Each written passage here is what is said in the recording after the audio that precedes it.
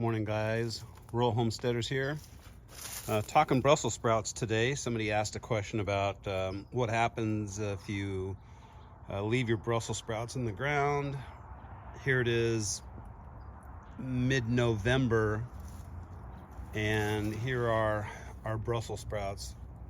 You can see the stalk size that we've got right here. This is in the garden. If we leave them in the ground and overwinter them, we end up with them actually dying back on the vine. And I mean, we've got them all the way, this is probably 8 feet tall. So we've got just a ton of old Brussels sprouts dying on the vine here. We didn't pick them on purpose because we're trying to see just how well they're going to overwinter again. This will be the third year that these have overwintered. As you can see, we still got a lot of Brussels sprouts on there, and they will just die back like you see right here.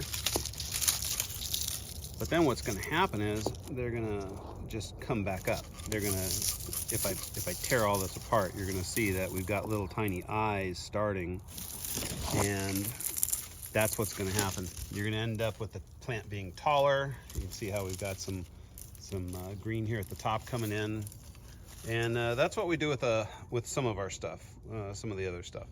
We overwinter our kale, we overwinter our cabbages. We do the same thing for our eggplants. You can see all this eggplant in here just kind of overwintering. But at the same time, it's going to come in and it's going to give us some winter.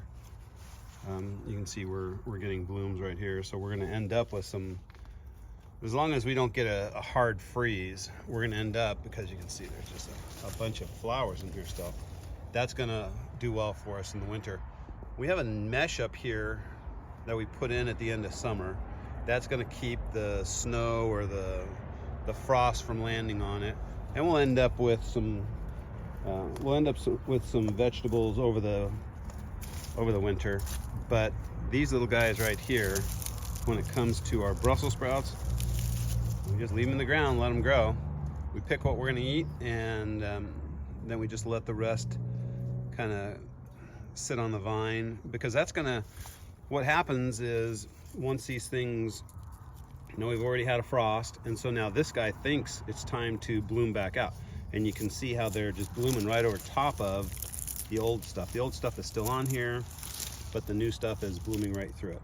And that's what's going to happen with all of this. This looks like a dead mass, but what's going to happen is that's just going to all of a sudden turn green, and you're just going to have green stuff sprouting right through it.